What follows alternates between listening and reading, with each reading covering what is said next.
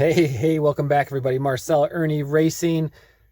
Vladimir Putin's interview, Tucker Carlson in Russia, Hillary Clinton goes on air to try to get ahead of the shitstorm that's coming her way.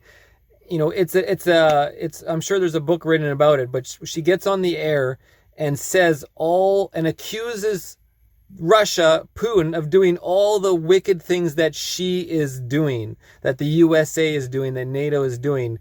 If you guys know the name of that or who wrote that book on that, but essentially a war tactic, a propaganda tactic. So I should give you fair warning. You're going to have to listen to this crazy bitch lying like crazy. It's tough to watch. Let's do it. Let's try. Feeding these bills.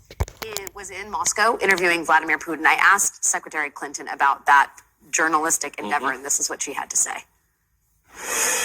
Tucker Carlson is in Moscow right now interviewing Vladimir Putin. Right. The first American, I'll say, journalist to interview Putin since the war in Ukraine began. What does that tell you about Tucker Carlson and right-wing media and also Vladimir Putin? Well, it shows me what I think we've all known. He's what's called a useful idiot. I mean, if you actually read translations of what's being said on Russian media, they make fun of him. I mean, he's like a puppy dog. You know, he somehow is, after having been fired from so many outlets in the United States, I would not be surprised if he emerges with a contract with a Russian outlet, because he is a useful idiot. He says things that are not true. He parrots Vladimir Putin's pack of lies about Ukraine. So I don't see why Putin wouldn't give him an interview, because through him, he can, continue to lie about what his, objectives are in Ukraine and what he expects to see happen.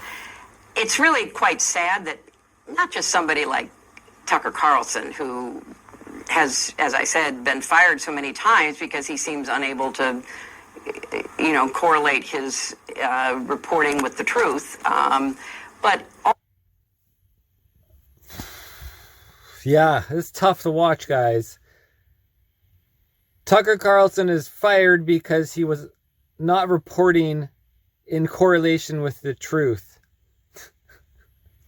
See what I mean?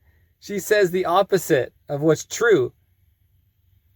We all know mainstream media doesn't report the truth, and we all know Tucker Carlson is trying to get to the bottom of this truth. And so let's continue. Discretion advised. Also because it's a sign that there are people in this country right now who are like a fifth column for Vladimir Putin. And why? I don't know. I mean, why are certain Republicans throwing their lot in? Why are, other Americans basically believing Putin? Why did Trump believe Putin more than our 11 intelligence agencies? I don't know. Do you have a working theory on that? Is it that the Democrats have taken the DOJ and the FBI and weaponized them for their political reasoning, their military-industrial complex? Are they left terrorists? But it's more than just the political partisan advantage. There is a yearning for leaders who can kill and imprison their opponents, destroy the press, lead a life. She's talking about herself. She's talking about the Democrats. It's hilarious. And Trudeau. That is one of impunity, unbound by any laws. There's a yearning among certain people in our country for that kind of leadership. And I find that absolutely gobsmacking terrifying. I find it gobsmacking terrifying too, Allie. And it's sort of like we talk about. Oh, fuck. All right, guys. That was insane. Hillary Clinton. She's the American Chrystia Freeland, but I think she's actually worse than Chrystia Freeland.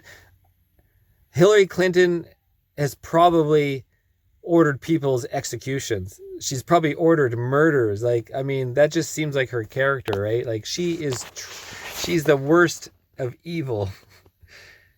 And, she's just like another Newland or anybody, and they just lie and push the military-industrial complex. It's, oh man, sad humans, huh?